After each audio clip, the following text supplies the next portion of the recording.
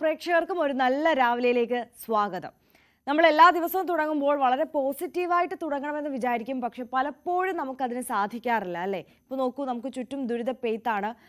കാലവർഷം എത്തിയിട്ടില്ല, തീരം തൊടാൻ ഇനിയും മണിക്കൂറുകൾ ബാക്കിയുണ്ട്. അതിനു മുമ്പേ പെയ്ത മഴയിൽ തന്നെ പലയിടത്തും ദുരിത കാഴ്ചകൾ നമ്മൾ കണ്ടു തുടങ്ങിയിരിക്കുകയാണ്. നമുക്ക് ചുറ്റുമുള്ള പല ആളുകളും ഈ ദുരിത പെയ്ത്തിൽ അവരുടെ വീടുകൾ നഷ്ടപ്പെട്ടവരുണ്ട്.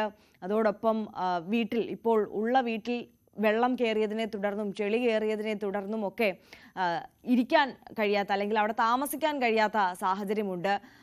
അങ്ങനെ പലവിധ പ്രശ്നങ്ങളാൽ നമുക്ക് ചുറ്റുമുള്ള ഒരുപാട് ആളുകൾ ബുദ്ധിമുട്ടുന്ന ഒരു സമയമാണ്. അപ്പോൾ കാലവർഷം കൂടി എത്തിയാലുള്ള ഒരു സാഹചര്യം എങ്ങനെയായിരിക്കും അല്ലേ. ഇന്നലെ രാത്രിയിലും ഇന്ന് വെളുപ്പാൻ കാലത്തും ഒക്കെ പെയ്ത ആ ഒരു മഴയിൽ തന്നെ പലയിടത്തും മരങ്ങളൊക്കെ കടപുഴകി വീണിട്ടുണ്ട്. താഴ്ന്ന പ്രദേശങ്ങളിലെല്ലാം വെള്ളം കയറുന്ന ഒരു സാഹചര്യമുണ്ട്.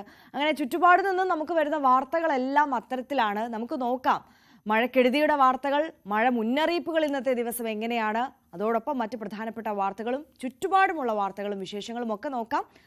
നാട്ടിലെന്തുണ്ട് ആദ്യം.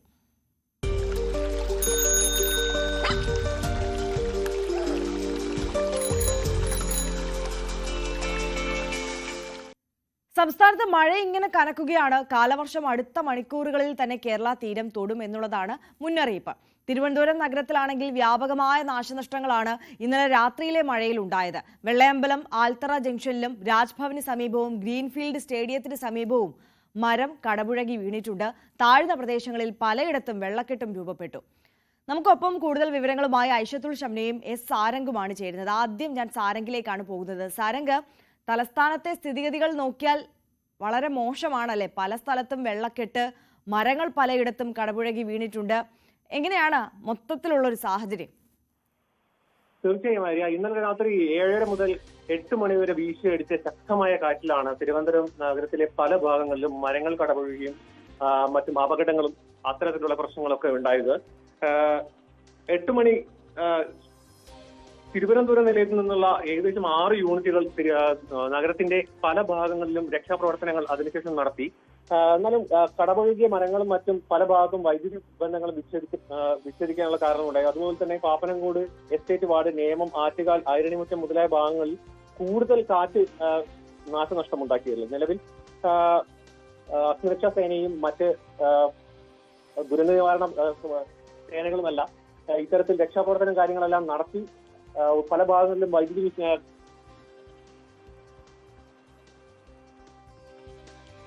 സാരംഗാണ് വിവരങ്ങൾ നൽകിക്കൊണ്ടിരിക്കുന്നത്. എന്തായാലും തിരുവനന്തപുരം ജില്ലയിലെ കാര്യങ്ങൾ മാത്രമാണ് സാരംഗ് പറഞ്ഞത്. ഇവിടെ ഈ തലസ്ഥാന ജില്ല പരിശോധിക്കുമ്പോൾ തന്നെ എത്രത്തോളം വലിയ നാശനഷ്ടം പല സ്ഥലത്തും രേഖപ്പെടുത്തിയിട്ടുണ്ട് എന്നുള്ളത് നോക്കൂ.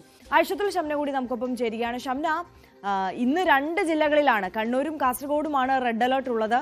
ബാക്കിയുള്ള ജില്ലകളിലൊക്കെ യെല്ലോ അലേർട്ടും ഓറഞ്ച് അലേർട്ടും ഒക്കെ നൽകിയിട്ടുണ്ട്. പക്ഷേ കാലവർഷം നമ്മുടെ കേരള തീരം തൊടാൻ ഇനിയും മണിക്കൂറുകൾ ബാക്കിയുണ്ട്. അതിനു മുമ്പ് തന്നെ ദുരിതപ്പെയ്ത്താണല്ലേ?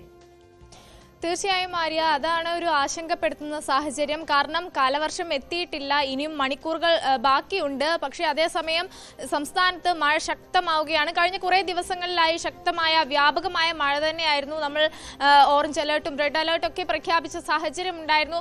ഇന്നും അതിതീവ്ര മഴ തന്നെയാണ്. പ്രത്യേകിച്ച് വടക്കൻ കേരളത്തിൽ ആദ്യം മുതൽ തന്നെ വടക്കൻ കേരളത്തിൽ പ്രത്യേക മുന്നറിയിപ്പുകൾ ഉണ്ടായിരുന്നു. അതിതീവ്ര ജാഗ്രതാ നിർദ്ദേശങ്ങൾ പുറപ്പെടുവിച്ചിരുന്നു. കാരണം ഇത്തവണ കാലവർഷം എത്തുന്നത് ആദ്യം വടക്കൻ കേരളത്തിലേക്കാണ്. സാധാരണഗതിയിൽ ആദ്യം തെക്കൻ കേരളത്തിലേക്ക്, തിരുവനന്തപുരം, കൊല്ലം ഭാഗത്തേക്കൊക്കെയാണ് ആദ്യം കാലവർഷം എത്തുന്നത്. അതിനുശേഷം പിന്നീട് അത് സംസ്ഥാനമൊട്ടാകെ വ്യാപിക്കുകയാണ് പതിവ്. എന്നാൽ ഇത്തവണത്തെ കാലവർഷത്തിന് മൺസൂണിന് ഒരു പ്രത്യേകതയുണ്ട്. അത് വടക്കൻ കേരളത്തിലാണ് ആദ്യം തീരം തൊടുന്നത്. അതായത് കണ്ണൂർ, കാസർഗോഡ് മേഖലകളിൽ തീരം തൊട്ടതിന് ശേഷമായിരിക്കും സംസ്ഥാനമൊട്ടാകെ കാലവർഷം വ്യാപിക്കുക. അതിന്റെ ഭാഗമായി തന്നെയാണ് ഈ വടക്കൻ കേരളത്തിൽ മഴ ശക്തമാകുന്നതും.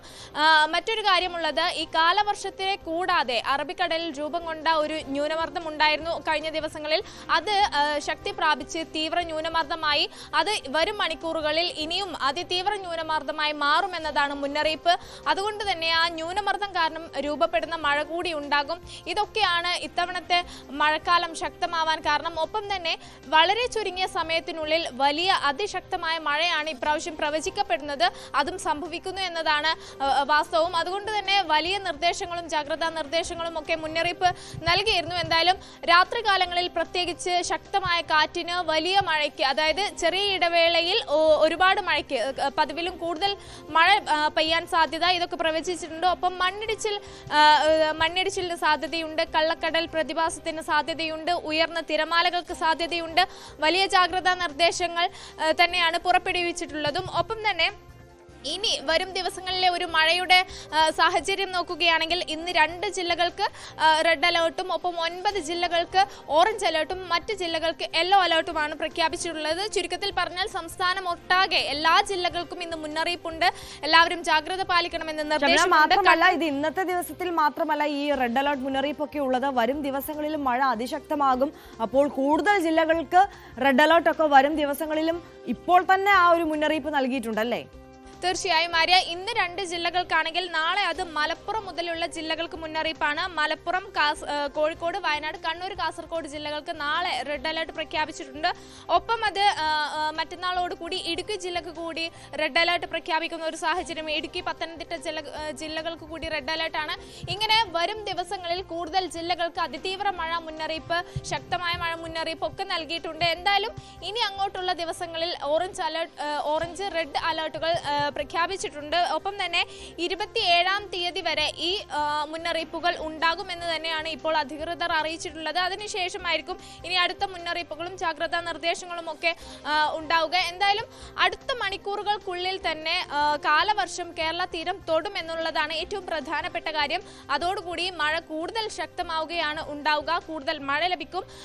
നേരത്തെ ഇന്നലെയുള്ള മുന്നറിയിപ്പ് പ്രകാരം മിന്നൽ പ്രളയത്തിന് വരെ സാധ്യതയുണ്ട് എന്ന് അധികൃതർ ചൂണ്ടിക്കാട്ടി. അതുകൊണ്ട് തന്നെ അതീവ ജാഗ്രത പുലർത്തേണ്ട സമയമാണ്. ഒപ്പം തന്നെ ഈ രാത്രികാല യാത്രകളിൽ ഒപ്പം ഈ കടലിൽ ഇറങ്ങിയുള്ള വിനോദസഞ്ചാരങ്ങൾക്ക് ഇതൊക്കെ ജാഗ്രത പാലിക്കണം, ഇളവ് വരുത്തണം എന്നൊക്കെ മുന്നറിയിപ്പുണ്ട്.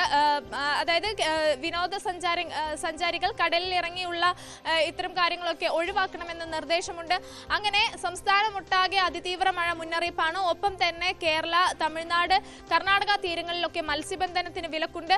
ഈ പ്രദേശങ്ങളിലൊക്കെ ജാഗ്രതാ നിർദ്ദേശമാണ്. തമിഴ്നാടിന്റെ സാഹചര്യം, ബംഗളൂരുവിലെ സാഹചര്യമൊക്കെ കഴിഞ്ഞ ദിവസങ്ങളിൽ നമ്മൾ കണ്ടതാണ്. വലിയ നാശനഷ്ടമുണ്ടായി.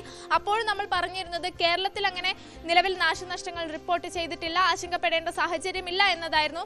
പക്ഷേ ഇന്നലെ പെയ്ത മഴയിൽ സാഹചര്യം അതല്ല. അതിശക്തമായ മഴയിലും കാറ്റിലും നിരവധി മരങ്ങൾ കടപുഴകി വീണു, വൈദ്യുതി ലൈനുകൾ പൊട്ടി വീണു, വലിയ നാശനഷ്ടങ്ങൾ, വലിയ വെള്ളക്കെട്ട് രൂപപ്പെട്ടു. അങ്ങനെ നാശനഷ്ടങ്ങൾ കൂടി ഇപ്പോൾ കേരളത്തിൽ റിപ്പോർട്ട് ചെയ്യുന്ന ഒരു സാഹചര്യമുണ്ട്. ഇത് വരും ദിവസങ്ങളിലും ഉണ്ടാകുമെന്ന് തന്നെയാണ് ഇപ്പോൾ മുന്നറിയിപ്പുള്ളത്. അതുകൊണ്ടാണ് ഇത്തരം ജാഗ്രതാ നിർദ്ദേശങ്ങളൊക്കെ നേരത്തെ പുറപ്പെടുവിക്കുന്നതും. എന്തായാലും സംസ്ഥാനത്ത് ഇപ്പോൾ പെയ്യുന്നത് കാലവർഷ മഴയല്ല, അതായത് മഴക്കാലത്തിൽ നമുക്ക് ലഭിക്കുന്ന മഴയല്ല, പകരം വേനൽ മഴയാണ്, ന്യൂനമർദ്ദം കൊണ്ട് രൂപപ്പെട്ട മഴയാണ്.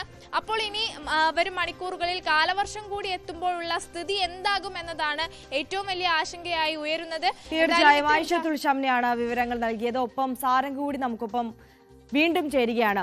സാരംഗ്, ഈ താഴ്ന്ന പ്രദേശങ്ങളിലൊക്കെ തലസ്ഥാന ജില്ലയിൽ വെള്ളം കയറിയിട്ടുണ്ട് എന്നാണ് മനസ്സിലാക്കുന്നത്. ഈ ഗതാഗത തടസ്സമൊക്കെ എവിടെയെങ്കിലും രൂപപ്പെടുന്നുണ്ടോ? ആളുകളെ മാറ്റി പാർപ്പിക്കേണ്ട സാഹചര്യം വന്നിട്ടുണ്ടോ?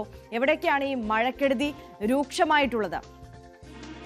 ഓക്കെ, സാരംഗിലേക്ക് നമുക്ക് മടങ്ങിയെത്താം. എന്തായാലും സംസ്ഥാനത്ത് മഴ ഇങ്ങനെ കനക്കുകയാണ്. കാലാവസ്ഥ അത്രത്തോളം പ്രതികൂലമായ സാഹചര്യത്തിലാണ് നിൽക്കുന്നത്. കാലവർഷം ഇനി അടുത്ത മണിക്കൂറുകളിൽ കേരള തീരം തൊടുകയോ ഉള്ളൂ എന്നുള്ളത് കൂടിയാണ് സാഹചര്യം. അപ്പോൾ മൺസൂൺ കൂടി വന്ന് എത്തിക്കഴിഞ്ഞാൽ എന്തായിരിക്കും അവസ്ഥ? അത് വളരെ ആശങ്കാജനകമായി നിൽക്കുകയാണ്. സംസ്ഥാനത്തൊട്ടുക്ക്, അതായത് വടക്കൻ കേരളത്തിലായിക്കോട്ടെ തെക്കൻ കേരളത്തിലായിക്കോട്ടെ ഒക്കെ ഇന്നലെ രാത്രിയിലും ഒക്കെ പെയ്ത മഴയിലും അതിശക്തമായ കാറ്റിലുമൊക്കെ വൻ നാശനഷ്ടങ്ങളാണ് സംഭവിച്ചുകൊണ്ടിരിക്കുന്നത്. കൂടുതൽ അപ്ഡേറ്റ്സുകളൊക്കെ പല സ്ഥലത്തു നിന്ന് നമുക്ക് വരാനിരിക്കുന്നതേ ഉള്ളൂ. അപ്പോൾ നമുക്ക് ആ മണിക്കൂറുകളിൽ, ആ നിമിഷങ്ങളിൽ ആ വാർത്തയിലേക്ക് തന്നെ മടങ്ങിയെത്താം. ഇപ്പോൾ നമുക്ക് മറ്റ് ചുറ്റുവട്ടത്തുള്ള പ്രധാനപ്പെട്ട വാർത്തകൾ കൂടി പരിശോധിച്ചു പോകാം. ഏറെ വിനോദസഞ്ചാര സാധ്യതകൾ ലക്ഷ്യമിട്ട് തുടക്കം കുറിച്ച കല്ലാർകുട്ടി അണക്കെട്ടിലെ ബോട്ടിംഗ് സെന്ററിന്റെ പ്രവർത്തനം നിലച്ചിട്ട് 6 വർഷം പിന്നിട്ടു. നാടിന് വളരെ പ്രതീക്ഷ നൽകി ആരംഭിച്ച പദ്ധതിയുടെ സാങ്കേതിക തടസ്സങ്ങൾ നീക്കി ബോട്ടിംഗ് ആരംഭിക്കുവാൻ അധികൃതർ തയ്യാറാകണമെന്ന ആവശ്യം ശക്തമാവുകയാണ്. 2019 കല്ലാർകുട്ടി അണക്കെട്ടിൽ വിനോദസഞ്ചാരികളെ ലക്ഷ്യമിട്ട് ബോട്ട് സവാരി ആരംഭിച്ചത്. KSEB ഹൈഡൽ ടൂറിസവും മുതിരപ്പുഴ ടൂറിസം സൊസൈറ്റിയും സഹകരിച്ചായിരുന്നു പദ്ധതിക്ക് തുടക്കമിട്ടത്. ആദ്യഘട്ടത്തിൽ ധാരാളം സഞ്ചാരികൾ എത്തിയിരുന്നെങ്കിലും പിന്നീട് സാങ്കേതിക വിഷയങ്ങൾ ഉന്നയിച്ച് പ്രവർത്തനം നിർത്തിവെച്ചു. കല്ലാർകുട്ടിയുടെ ടൂറിസം വികസനത്തിന് കരുത്താകുമെന്ന് കരുതിയ പദ്ധതി നിലച്ചത് നാട്ടുകാരിലും കടുത്ത നിരാശയ്ക്ക് കാരണമായി. കാർഷിക മേഖല തകർച്ച നേരിടുമ്പോൾ കല്ലാർകുട്ടിയുടെ വികസനത്തിന് വലിയ പ്രതീക്ഷ നൽകിയ പദ്ധതിയാണ് അണക്കെട്ടിലെ ബോട്ട് സവാരിയും അനുബന്ധ വിനോദസഞ്ചാര സാധ്യതകളുമെങ്കിലും KSEB ഹൈഡൽ ടൂറിസം വകുപ്പ് താൽപ്പര്യമെടുക്കാത്തതാണ് നാടിന്റെ വികസന സാധ്യതകൾ തകർത്തത്. കല്ലാർകുട്ടി അണക്കെട്ടിൽ ബോട്ടിംഗ് ആരംഭിക്കാൻ ത്രിതല പഞ്ചായത്തുകളുടെയും ജില്ലാ ടൂറിസം പ്രൊമോഷൻ കൗൺസിലിന്റെയും അടിയന്തര ശ്രദ്ധയുണ്ടാവണമെന്നാണ് നാട്ടുകാരുടെ ആവശ്യം. ന്യൂസ് 18 ഇടുക്കി. തുടർച്ചയായി ഉണ്ടാകുന്ന വൈദ്യുതി മുടക്കത്തിൽ പൊറുതിമുട്ടി ഇടുക്കി കുരങ്ങാട്ടിയിലെ കുടുംബങ്ങൾ. വൈദ്യുതി മുടക്കത്തെ സംബന്ധിച്ച് KSEBയോട് പരാതി പറഞ്ഞിട്ടും പ്രതിഷേധം സംഘടിപ്പിച്ചിട്ടും നടപടിയുണ്ടായില്ല. നിരവധി കുടുംബങ്ങളാണ് പ്രതിസന്ധി അനുഭവിക്കുന്നത്. വേനലായാലും മഴയായാലും കൂരങ്ങാട്ടി ഇരുട്ടിൽ തന്നെയാണ്. സദാസമയവും വൈദ്യുതി മുടക്കം. വീട്ടുപകരണങ്ങളൊക്കെ നോക്കുകുത്തി. മൊബൈൽ ചാർജിംഗ് പോലും നടക്കുന്നില്ല. കുട്ടികളുടെ പഠനം വഴിമുട്ടുന്നു. മഴയായാൽ പിന്നെ സ്ഥിതി കൂടുതൽ സങ്കീർണമാകും. നാട്ടുകാർ വൈദ്യുതി ബോർഡിൽ പരാതിയുമായി എത്തുമെങ്കിലും കാര്യമില്ല. പ്രദേശത്തെ വൈദ്യുതി ലൈനുകളുടെ അറ്റകുറ്റപ്പണി സമയബന്ധിതമായി നടത്താത്തതാണ് സ്ഥിരമായി വൈദ്യുതി തടസ്സപ്പെടാൻ കാരണമെന്ന് നാട്ടുകാർ ആരോപിക്കുന്നു. വൈദ്യുതി പ്രതിസന്ധി ഓരോ ദിവസം കൂടുന്നതോറും കുരങ്ങാട്ടിൽ രൂക്ഷമായിക്കൊണ്ടിരിക്കുക. ഞങ്ങൾ ഒരു സമരമൊക്കെ നടത്തി ഇതിന് പരിഹാരം കാണുമെന്നുള്ള പ്രതീക്ഷയിലായിരുന്നു ജനങ്ങൾ. എന്നാൽ ഇത് ഞങ്ങളെ അവിടുത്തെ കുരങ്ങാട്ടിലെ ജനങ്ങളെ മുഴുവൻ കളിയാക്കുന്ന രീതിയിലുള്ള സമീപനമാണ് KSEB സ്വീകരിക്കുന്നത്. വൈകുന്നേരങ്ങളിലൊക്കെ രാത്രി കറണ്ട് പോയി കഴിഞ്ഞാൽ പിറ്റേ ദിവസം 8, 9 മണി 10 മണിയൊക്കെ ആകുമ്പോഴാണ് വരണേ. അത് വന്നാൽ തന്നെ ഒരു 10 മിനിറ്റ് 20 മിനിറ്റ് കഴിയുമ്പോൾ കറണ്ട് പിന്നെയും പോകും. അത് പോയി കഴിഞ്ഞാൽ പിന്നെ 10 മിനിറ്റ് കഴിയും വരും, പിന്നെ അങ്ങനെ പോകും. ചില ദിവസം പകലൊന്നും കറണ്ട് കാണാറേയില്ല. അടിക്കടിയുള്ള വൈദ്യുതി മുടക്കം കൂരങ്ങാട്ടി മേഖലയിലെ കുടുംബങ്ങളെ കടുത്ത പ്രതിസന്ധിയിലാക്കിയിരിക്കുകയാണ്. രോഗികളും വയോധികരുമുള്ള വീടുകളിൽ വൈദ്യുതി നിലക്കുന്നത് വലിയ ദുരിതമുണ്ടാക്കുന്നു. വൈദ്യുതി നിലക്കുന്നതോടെ വിദ്യാർത്ഥികൾക്ക് കമ്പ്യൂട്ടറും അനുബന്ധ ഉപകരണങ്ങളും പ്രവർത്തിപ്പിക്കാൻ കഴിയുന്നില്ല. മഴ ശക്തമാകും മുമ്പ് അടിയന്തിരമായി അറ്റകുറ്റപ്പണി നടത്തണമെന്നാണ് ഇവിടുത്തുകാർ ആവശ്യപ്പെടുന്നത്. ന്യൂസ് 18 ഇടുക്കി. ഷോപ്പിംഗ് കോംപ്ലക്സിന്റെ ആത്മാവിന് ശാന്തി ലഭിക്കാൻ ഇഡലിയും വടയും പായസവും വിളമ്പി പ്രതിഷേധം. പുനലൂരിലാണ് വ്യത്യസ്ത പ്രതിഷേധ പരിപാടി നടന്നത്. 7 വർഷം കഴിഞ്ഞിട്ടും നവീകരണം പൂർത്തിയാകാത്ത നഗരസഭയിലെ 7 നില ഷോപ്പിംഗ് കോംപ്ലക്സിനാണ് പുനലൂർ സാംസ്കാരിക സമിതി പ്രവർത്തകർ ആദരാഞ്ജലി അർപ്പിച്ചത്. കടകൾ നവീകരിച്ചു തരാം, ഒരു 3 മാസത്തേക്ക് കട ഒഴിഞ്ഞു തരണം. പുനലൂർ നഗരസഭ ആവശ്യപ്പെട്ടു. കച്ചവടക്കാർ ഒഴിഞ്ഞു. വർഷമിപ്പോൾ 7 കഴിഞ്ഞു. കടകൾ ഇതുവരെ തിരിച്ചു കിട്ടിയിട്ടില്ല. പുനലൂർ സാംസ്കാരിക സമിതിയുടെ പ്രവർത്തകരാണ് ആദരാഞ്ജലി അർപ്പിച്ച് പ്രതിഷേധം രേഖപ്പെടുത്തിയത്. 7 ആണ്ട് പൂർത്തിയായ സാഹചര്യത്തിൽ ഷോപ്പിംഗ് കോംപ്ലക്സിന്റെ ആത്മാവിന് ശാന്തി ലഭിക്കാൻ ഇഡ്ഡലിയും പായസവും വിളമ്പി. മെയ് 22 അന്നാണ് ഈ വ്യാപാരികളെ മൊത്തം ഇവിടുന്ന് ഇറക്കി വിട്ടിട്ടുള്ളത്. അതുമായി ബന്ധപ്പെട്ടാണ് ഇന്ന് ഞങ്ങളുടെ ഈ പ്രതിഷേധം ഞങ്ങൾ റീത്ത് വെച്ച് മാല വെച്ച് ഞങ്ങൾ വേണ്ട ഒരു ഈ ചരമവാർഷിന് വേണ്ട എല്ലാ സംവിധാനത്തോടു കൂടി തന്നെയാണ് ഈ ചരമവാർഷികം ഞങ്ങളിവിടെ ആഘോഷിക്കുന്നത്. 1980 നിർമ്മാണം ആരംഭിച്ച് 2.5 വർഷം കൊണ്ട് പൂർത്തിയാക്കിയ കെട്ടിടമാണിത്. കെട്ടിടത്തിന്റെ ശോച്യാവസ്ഥ പരിഹരിക്കുമെന്ന ഉറപ്പിലാണ് കച്ചവടക്കാർ ഒഴിഞ്ഞത്. ലിഫ്റ്റ് ഉൾപ്പെടെ ക്രമീകരിച്ച് 4.5 കോടി രൂപ ചെലവഴിച്ചുള്ള നവീകരണ പ്രവർത്തനമായിരുന്നു ലക്ഷ്യമിട്ടത്. ഏറ്റവും ആധുനിക നിലവാരത്തിൽ കെട്ടിടം ഉയരും എന്നു തന്നെ എല്ലാവരും വിശ്വസിച്ചു. വലിയ തുക ഡിപ്പോസിറ്റ് നൽകി ഇവിടെ കട നടത്തിയിരുന്നവർക്ക് 7 വർഷമായി കടയുമില്ല, ഡിപ്പോസിറ്റുമില്ല. പ്രതിഷേധ ആദരാഞ്ജലി അർപ്പിക്കൽ ചടങ്ങിന് പുനലൂർ സാംസ്കാരിക വേദി ചെയർമാൻ AK നസീർ, പ്രവർത്തകരായ AK നവാസ്, രാജേഷ്, ശ്യാം തുടങ്ങിയവർ നേതൃത്വം നൽകി. ന്യൂസ് 18 പുനലൂർ. ജീവിതം വഴിമുട്ടി നിൽക്കുന്ന സാഹചര്യത്തിൽ ഇങ്ങനെയൊക്കെ പ്രതിഷേധിക്കാനല്ലാതെ സാധാരണക്കാരായ മനുഷ്യരെ കൊണ്ട് എന്ത് സാധിക്കാൻ കഴിയും അല്ലേ? എന്തായാലും ഈ പ്രതിഷേധങ്ങൾക്കൊക്കെ എത്രയും പെട്ടെന്ന് ഫലം കാണുമെന്നും കൂടി നമുക്ക് പ്രതീക്ഷിക്കാം. ഈ തെരുവ് നായ്ക്കളുടെ ആക്രമണം, അവരുടെ ശല്യം, അത് എത്രത്തോളം രൂക്ഷമാണ് നമ്മുടെ സംസ്ഥാനത്തൊട്ടുക്ക് എന്നുള്ളത് നമുക്കറിയാം. അതിപ്പോൾ ഏത് ജില്ലയിൽ പോയാലും ഏത് മേഖലയിൽ പോയാലും നഗരമെന്നോ ഗ്രാമമെന്നോ ഒന്നും വ്യത്യാസമില്ലാതെ നായ്ക്കളുടെ ശല്യം വളരെ രൂക്ഷമാണ്. ഇതേപോലെ സമാനമായ ഒരു തെരുവ് നായ്ക്കളുടെ ശല്യം രൂക്ഷമായ തിരുവനന്തപുരത്തെ ഒരു മേഖലയെക്കുറിച്ചാണ് നമ്മൾ പറയുന്നത്. തിരുവനന്തപുരം കാട്ടാക്കട പട്ടക്കുളം നിവാസികളാണ് ഈ തെരുവുനായ ശല്യം കൊണ്ട് പൊറുതിമുട്ടിയിരിക്കുന്നത്. കാട്ടാക്കട പട്ടക്കുളം പാലം മുതൽ സ്കൂൾ ജംഗ്ഷൻ വരെയുള്ള ഭാഗങ്ങളിലാണ് കഴിഞ്ഞ കുറച്ച് ദിവസമായി തെരുവ് നായ്ക്കളുടെ ശല്യം രൂക്ഷമായിരിക്കുന്നത്. കാൽനടയാത്രക്കാർക്കും ബൈക്ക് യാത്രികർക്കും ഒരുപോലെ ഭയമാണ് ഇതുവഴിയുള്ള സഞ്ചാരം. തെരുവ് നായ്ക്കൾ എപ്പോൾ ചാടി വീഴുമെന്ന ഭയത്തിലാണ് കാട്ടാക്കട പട്ടക്കളം സ്വദേശികൾ. കുട്ടികൾ ഉൾപ്പെടെ വലിയ പേടിയോടെയാണ് നിരത്തിലിറങ്ങുന്നത്. പാഞ്ഞെടുക്കുന്ന തെരുവ് നായ്ക്കൾ കടയ്ക്കുള്ളിൽ കയറി ആളുകളെ ഉപദ്രവിക്കുന്നതും പതിവ് കാഴ്ചയാവുകയാണ്. പൂവച്ചൽ സ്വദേശി ബിനുവിനെ കഴിഞ്ഞ ദിവസം തെരുവുനായ ആക്രമിച്ചതാണ് ഏറ്റവും ഒടുവിലത്തെ സംഭവം. തെരുവുനായ കൊണ്ട് ഭയങ്കര ശല്യമാണ്. വണ്ടിയിൽ പോകാൻ പറ്റൂല, എടുത്ത് ചാടം, അപ്പുറം ഇപ്പുറം ഒരു സൈഡില്ല, നിറയെ ഏത് സ്ഥലത്ത് നോക്കിയാലും തെരുവുനായകളേ ഉള്ളൂ. പക്ഷെ തെരുവുനായകളെ ഒരു കല്ല് പോലെ എറിയാൻ പാടില്ല. അത് പഞ്ചായത്തിന് എത്രയും പെട്ടെന്ന് എന്തെങ്കിലും ഒരു അത് മാർഗം ചെയ്തേ പറ്റൂ. തെരുവ് നായ്ക്കൾ തമ്മിൽ കടിപിടി കൂടി റോഡിലേക്ക് ചാടി വാഹനങ്ങൾ അപകടത്തിൽപ്പെടുന്നതും നിത്യസംഭവം. ബൈക്ക് യാത്രികരായ അരുവിക്കുഴി സ്വദേശിനി സിന്ധുവും മകൾ ആതിരയും ഇത്തരത്തിൽ അപകടത്തിൽപ്പെട്ട് ഇപ്പോൾ ചികിത്സയിലാണ്. നിരന്തരം ഒരു ശല്യമായിട്ട് വന്നിരിക്കുന്നു. വന്ധ്യകരണങ്ങളോ മറ്റ് കാര്യങ്ങളോ ഇല്ലാതായിരിക്കാൻ ബുദ്ധിമുട്ട്. ഇഷ്ടംപോലെ പട്ടിയാണ്. ഇഷ്ടംപോലെ എന്ന് പറഞ്ഞു കഴിഞ്ഞാൽ നമുക്ക് എറിഞ്ഞോട്ടിക്കാനായിട്ടൊരു സമയമുള്ളൂ. വണ്ടിക്കാരെ തള്ളിയിടുന്നത്, പെണ്ണുങ്ങളൊക്കെ ഓടിച്ചെന്ന് പറഞ്ഞാൽ വണ്ടികളുടെ മുമ്പിൽ പുറകെ ചാടിയിട്ട് അത് കണ്ട് സഹിയിട്ടിട്ടാണ് ഞങ്ങൾ തടിയും കൊണ്ട് ഓട്ടിക്കുന്നത്. ഓട്ടിക്കണമെങ്കിലും മുറിവോ കാര്യങ്ങളോ കാണണമെങ്കിൽ ഞങ്ങൾ വന്നിട്ട് മരുന്നെല്ലാം വെച്ച് ആവുന്ന ചികിത്സയൊക്കെ ചെയ്യും. പറ്റാത്ത വന്നിട്ട് നേരെ പരിഹരത്തിന്റെ ഒരു പട്ടിയൊക്കെ വന്നിട്ട് സംരക്ഷിക്കുന്ന ഒരു സ്ഥാപനമുണ്ട്. അവിടെ കൊണ്ടുവന്നിട്ട് അദ്ദേഹത്തിനെ കണ്ട് ഡൊണേഷൻ എന്തെങ്കിലും കൊടുത്ത് അവിടെ കൊണ്ട് നിർത്തിയാണ് ഇപ്പോൾ റെഡിയാക്കിയൊക്കെ ഉണ്ടാക്കിയിരിക്കുന്നത്.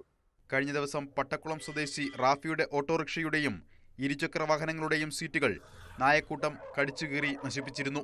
നഗരമാലിന്യങ്ങളും മാംസ അവശിഷ്ടങ്ങളും റോഡരികിൽ നിക്ഷേപിച്ച് കടന്നു കളയുന്നതാണ് നായ്ക്കൾ കൂട്ടത്തോടെ തമ്പടിക്കാൻ കാരണമെന്നാണ് ഉയരുന്ന പ്രധാന ആരോപണം. നായ്ക്കളെ വന്ധ്യംകരിക്കാനുള്ള നടപടികളൊന്നും പഞ്ചായത്ത് സ്വീകരിക്കുന്നില്ല എന്ന ആക്ഷേപവും ഉണ്ട്. ദിനംപ്രതി തെരുവുനായ ആക്രമണം രൂക്ഷമായിരിക്കുന്ന പശ്ചാത്തലത്തിൽ അധികൃതർ ഇടപെട്ട് ശാശ്വത പരിഹാരം കാണണമെന്നാണ് പ്രദേശവാസികളുടെ ആവശ്യം. ന്യൂസ് 18 നെയ്യാറ്റിൻകര. ഇനിയൊരു നല്ല വാർത്ത കാണാമേ. കടൽ കണ്ടും ഹൗസ് ബോട്ടിൽ യാത്ര ചെയ്തും പാലക്കാട് കരുമ്പുള്ളിയിലെ വയോധികർ. ഓങ്ങല്ലൂർ ഗ്രാമപഞ്ചായത്ത് 22-ാം വാർഡ് മെമ്പർ രോഹിത്തിന്റെ നേതൃത്വത്തിലാണ് വയോജന ക്ലബിലെ അംഗങ്ങൾക്കായി ഉല്ലാസയാത്ര നടത്തിയത്. ഓങ്ങല്ലൂർ 22-ാം വാർഡിലെ 75 വയോധികരാണ് ഉല്ലാസയാത്ര നടത്തിയത്. 2 ബസ്സുകളിലായിരുന്നു യാത്ര. Kozhikode Akalappuzha house boat, Beypore beach എന്നിവിടങ്ങളിലായിരുന്നു സന്ദർശനം. രാവിലെ 6-ന് യാത്ര തിരിച്ച സംഘം രാത്രി 10 മണിയോടെ തിരിച്ചെത്തി. ഉല്ലാസയാത്ര നടത്താനായതിന്റെ സന്തോഷത്തിലാണിവർ. വാർഡ് മെമ്പർ രോഹിത്തിന്റെ നേതൃത്വത്തിലായിരുന്നു യാത്ര സംഘടിപ്പിച്ചത്. 2ാം തവണയാണ് ഇത്തരത്തിൽ യാത്ര പോകുന്നത്. രോഹിത്തിന്റെ ആഗ്രഹത്തിന് സുഹൃത്തുക്കളുടെ പിന്തുണയും ലഭിച്ചു. 47ഓളം ആളുകളെ കഴിഞ്ഞ പ്രാവശ്യവും ഇപ്രാവശ്യം 78+ വളണ്ടിയേഴ്സ് ആയിട്ട് ഏകദേശം 100ഓളം ആളുകളുമായി നടത്തുന്ന ഈ ഒരു മഹാ ഉദ്യമ യാത്ര അവർക്ക് ജീവിത സഹായനത്തിൽ വളരെ സന്തോഷവും ആനന്ദവും നൽകുന്ന ഈ ഒരു പരിശ്രമത്തിന് നേതൃത്വം നൽകിയ മെമ്പറേയും അതിനെ ഒരു കൂട്ടായ പ്രവർത്തനം ഏറ്റെടുത്ത് നടത്തുന്ന ഇവിടുത്തെ മുഴുവൻ ആളുകളെയും ഓരോരുത്തരുടെ പേരെടുത്ത് പറയുന്നില്ല, അവരെല്ലാവരെയും അഭിനന്ദിക്കുകയാണ്. വളരെ സന്തോഷത്തോടുകൂടി ഈ പരിപാടി ഉദ്ഘാടനം ചെയ്തതായി അറിയിച്ചുകൊണ്ട് നിർത്തുകയാണ്. നേരത്തെ കൊച്ചി വിമാനത്താവളം, മറൈൻ ഡ്രൈവ്, ബോട്ട് യാത്ര, കൊച്ചി മെട്രോ യാത്ര തുടങ്ങിയവയും സംഘടിപ്പിച്ചിരുന്നു. സൗജന്യമായാണ് വയോജനങ്ങളെ ഉല്ലാസയാത്രയ്ക്ക് കൊണ്ടുപോയത്. ന്യൂസ് 18 പാലക്കാട്. ഇടുക്കി ശാന്തൻപാറ തോണ്ടിമലയിലെ കൊടും വളവിൽ അപകടങ്ങൾ പതിവാവുകയാണ്. കൊച്ചി ധനുഷ്കോടി ദേശീയപാതയുടെ ഭാഗമായ ഇവിടെ റോഡ് പുനർനിർമ്മാണത്തിന് ശേഷം അപകടങ്ങൾ കൂടിയിട്ടുണ്ട്. ഇതര സംസ്ഥാനങ്ങളിൽ നിന്നെത്തുന്ന വാഹനങ്ങളാണ് അപകടത്തിൽപ്പെടുന്നവയിൽ ഏറെ. 2022-ൽ 5 പേരുടെ ജീവൻ അപഹരിച്ച തോണ്ടിമല ഇരച്ചിൽപ്പാറ വളവിൽ കഴിഞ്ഞ 4 വർഷത്തിനുള്ളിൽ 20-ലധികം അപകടങ്ങളാണ് നടന്നത്. കഴിഞ്ഞ ദിവസം തമിഴ്നാട്ടിൽ നിന്നും വിനോദസഞ്ചാരികളുമായി എത്തിയ മിനി ബസ് ഇവിടെ അപകടത്തിൽപ്പെട്ടിരുന്നു. നിസാര പരിക്കുകളോടെ സഞ്ചാരികൾ രക്ഷപ്പെട്ടു. നല്ല വീതിയും നിരപ്പുമുള്ള സ്ഥലം പിന്നിട്ട് കൊടും വളവും ഇറക്കവുമുള്ള റോഡിലേക്ക് പ്രവേശിക്കുമ്പോൾ വാഹനങ്ങളുടെ നിയന്ത്രണം നഷ്ടപ്പെടുന്നതാണ് അപകടമുണ്ടാക്കുന്നത്. ഈ റോഡിന്റെ ഒരു രീതി വെച്ചിട്ട് ഇതിവിടെ വരുന്ന ഈ റോഡിനെ കുറിച്ച് അറിവില്ലാത്ത ആളുകളുടെ വാഹനം വരുമ്പോഴാണ് ഇത്രയും പെട്ടെന്ന് അപകടം ഉണ്ടാകുന്നത്. ഈ അന്യസംസ്ഥാന തൊഴിലാളി അല്ല ടൂറിസ്റ്റുകളുടെ വാഹനങ്ങൾ വരുമ്പോഴാണ് ഇത്തരം പ്രശ്നങ്ങൾ. ഈ റോഡിന്റെ ഒരു ഇത്രയും വലിയൊരു വളവാണോ, ഇതിന്റെ ഒരു രീതികൾ എങ്ങനെയാണെന്നുള്ളത് സൂചിപ്പിക്കുന്ന ഒരു ബോർഡോ കാര്യങ്ങളോ സ്പീഡ് ബ്രേക്ക് ചെയ്യാനുള്ള കാര്യങ്ങളോ ഒന്നുമില്ല. പിന്നെ ഇത് പെട്ടെന്ന് വരുന്ന ഈ റോഡിന്റെ അലൈൻമെന്റിൽ തന്നെയുള്ള പ്രശ്നങ്ങളാണ് മെയിനായിട്ട് ഇതിന്റെ കാരണം. അതുകൊണ്ട് ഇതിപ്പോ ഈ മാസത്തിൽ തന്നെ 3-4 അപകടങ്ങൾ നടന്നിട്ടുണ്ടായി. വണ്ടി ഇവിടുന്ന് ഈ ബ്രേക്ക് ഇടിച്ച് താഴെ പോകുന്ന അവസ്ഥ വരെ ഉണ്ടായിട്ടുണ്ട്. അപകടങ്ങൾ പതിവാകുമ്പോഴും ദേശീയപാത അധികൃതർ തിരിഞ്ഞു നോക്കുന്നില്ലെന്നാണ് നാട്ടുകാരുടെ ആരോപണം. അപകടങ്ങൾ പതിവായിരിക്കുന്ന ഒരു മേഖലയാണ് ഇറച്ചിപ്പാറ എന്ന് പറയുന്ന സ്ഥലം.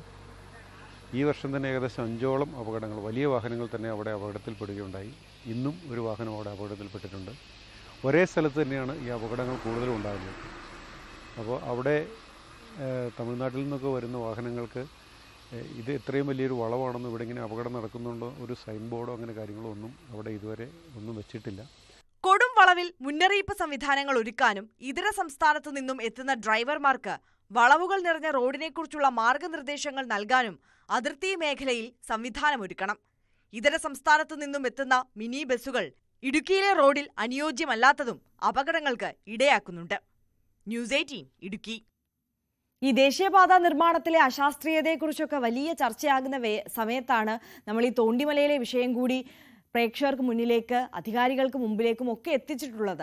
പലതവണ പലതരത്തിൽ അവർ പരാതികളൊക്കെ നൽകിയിട്ടുണ്ടെങ്കിലും ദേശീയപാത അതോറിറ്റി വേണ്ട വിധത്തിൽ ആ പ്രശ്നം പരിഹരിച്ചില്ല എന്നുള്ളതാണ്. ഈ തോണ്ടിമലയിലെ കാര്യം കാണുമ്പോൾ നമുക്ക് ഓർമ്മ വരുന്നത് വട്ടവളവിലെ ഈ അപകട മേഖലയെക്കുറിച്ചായിരുന്നു. അതിനെന്തായാലും ഒടുവിൽ പരിഹാരമായ വയഡക്റ്റ് പാലമൊക്കെ വന്ന് അവിടുത്തെ പ്രശ്നം പരിഹരിക്കപ്പെട്ടിട്ടുണ്ട്. അപ്പോൾ ഇവിടെയും ഈ ഒരു അപകടക്കെണി ഒഴിവാക്കി നൽകണം. അത് എത്രയും പെട്ടെന്ന് ആവശ്യമാണ്. കാരണം ഒരുപാട് പേരുടെ ജീവൻ ഇതിനോടകം തന്നെ അവിടെ പൊലിഞ്ഞൊരു സ്ഥലമാണ് എന്നതുകൂടി ഓർക്കേണ്ടതുണ്ട്. പാലക്കാട് തൃത്താല പടിഞ്ഞാറങ്ങാടി പറക്കുളം പാതയിലെ ദുരിതയാത്രയ്ക്ക് പരിഹാരമാകുന്നു. കാലങ്ങളായി തകർന്നു കിടന്ന റോഡ് 3 കോടി രൂപ ചെലവിലാണ് ഉന്നത നിലവാരത്തിൽ നവീകരിച്ചത്.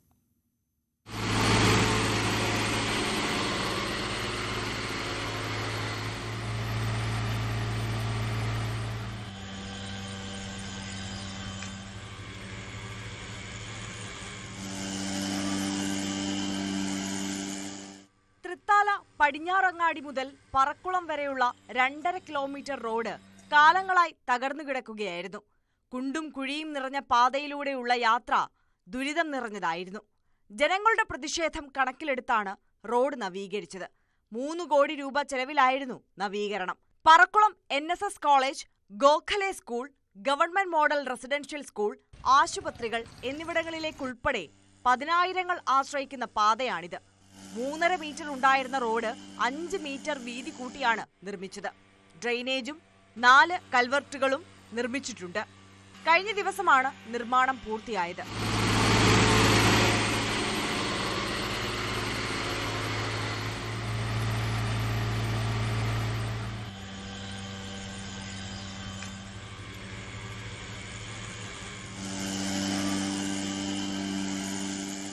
വരും ദിവസങ്ങളിൽ റിഫ്ലക്ടർ സ്ഥാപിക്കൽ, റോഡ് മാർക്കിംഗ്, സിഗ്നൽ ബോർഡ് സ്ഥാപിക്കൽ എന്നിവ നടക്കും. ന്യൂസ് 18 പാലക്കാട്. നമ്മുടെ സംസ്ഥാനത്തുടനീളം ലഹരി വിരുദ്ധ സന്ദേശം യാത്രകളും പ്രതിഷേധ പരിപാടികളും ബോധവൽക്കരണ കൂട്ടായ്മകളും ഒക്കെ നടക്കുന്ന ഒരു സമയമാണ്. അത് വളരെ ഊർജിതമായി മുന്നോട്ട് പോകുന്നുണ്ട്. ഓരോ ദിവസവും നമുക്ക് വിവിധ വകുപ്പിന്റെ നേതൃത്വത്തിൽ ഇത്തരത്തിൽ ലഹരി വിരുദ്ധ പോരാട്ടം നടന്നു, അല്ലെങ്കിൽ ബോധവൽക്കരണ ക്ലാസ് നടന്നു, പ്രതിഷേധം നടന്നു, റാലി നടന്നു, ഫ്ലാഷ് മോബ് നടന്നു തുടങ്ങിയ പലവിധ വാർത്തകളും വരാറുണ്ട്. അത്തരത്തിലൊരു വാർത്തയിലേക്കാണ്. കായിക വകുപ്പിന്റെ നേതൃത്വത്തിൽ നടത്തുന്ന ലഹരി വിരുദ്ധ സന്ദേശയാത്ര കോതമംഗലത്തെത്തി. എറണാകുളം ജില്ലയിലെ മിനി മാരത്തോൺ മൂവാറ്റുപുഴ കക്കടാശ്ശേരിയിൽ തുടങ്ങി കോതമംഗലത്ത് അവസാനിച്ചു. വിവിധ മേഖലയിലുള്ളവർ പങ്കെടുത്തു. സമാപന സമ്മേളനം മന്ത്രി വി അബ്ദുറഹ്മാൻ ഉദ്ഘാടനം ചെയ്തു. Municipal chairman KK Tomy, Mathew Kuzhalnadan MLA, S Satheesh, PAM Basheer തുടങ്ങിയവർ പങ്കെടുത്തു.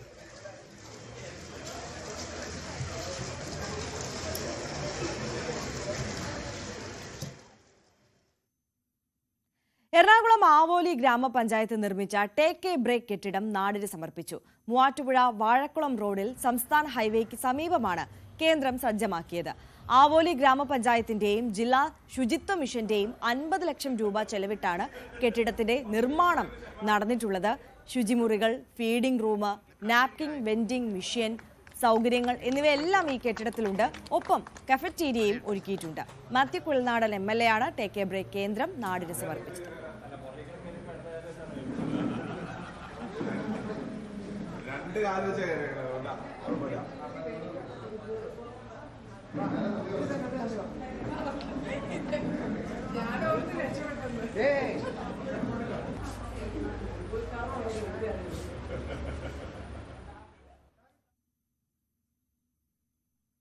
മഹാറാണി കെയർ ക്ലബിലൂടെ 500-ൽ അധികം കുട്ടികൾക്ക് സ്കൂൾ കിറ്റ് വിതരണം ചെയ്തു.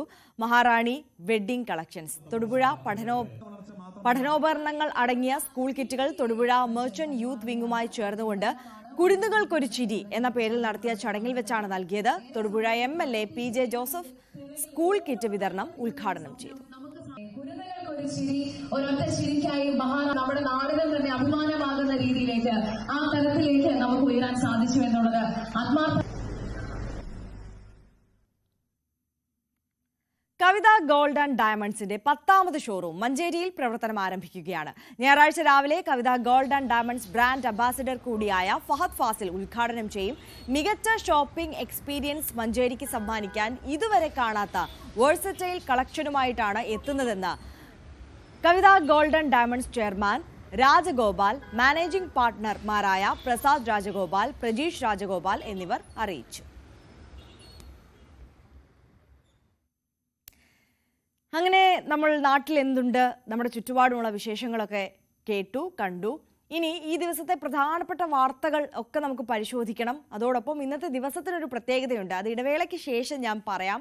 അതോടൊപ്പം നമുക്ക് 2 അതിഥികളും ഇന്ന് നമ്മുടെ രാവിലെയിൽ ഒപ്പം ചേരുന്നുണ്ട്. അപ്പോൾ ആ വാർത്തകളിലേക്കും വിശേഷങ്ങളിലേക്കും ഒക്കെ നമുക്ക് എത്രയും പെട്ടെന്ന് മടങ്ങിയെത്താം ഇടവേളയ്ക്ക് ശേഷം.